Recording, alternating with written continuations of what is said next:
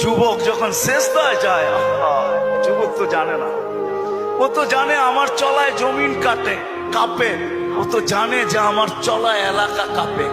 হায়, ও জানে না ওর সেজদায় যে আরশ কাঁপে, ওটা ও জানে না। যদি জানতো তো এলাকা কাঁপাইতো না, যদি জানতো তো জমিন কাঁপাইতো না, ও সেজদা দিতে থাকতো আর আরশকে কাঁপাইতে থাকতো। যুবকের সেজদায় আরশ কাঁপে, আরশ। যুবক যখন সেজদায় যায়, সেজদায় পড়ে তো আল্লাহ ফেরেশতা, নাইলে এই হাদিস কোনোদিন আসতো না।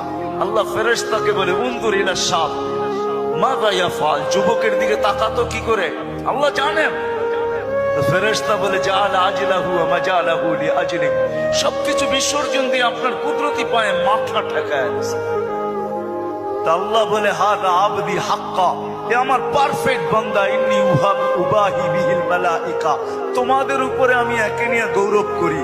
যখন সেজদায় চিৎকার দেয় সুবহানা রাব্বিয়াল আলা, আল্লাহ বলে সাব্বাহতানি সাব্বাহতুক, তুই আমাকে পবিত্র বললি, যাহ তুই পবিত্র, তোর গুনাহ মাফ, সেজদার থেকে উঠার আগে মাফ।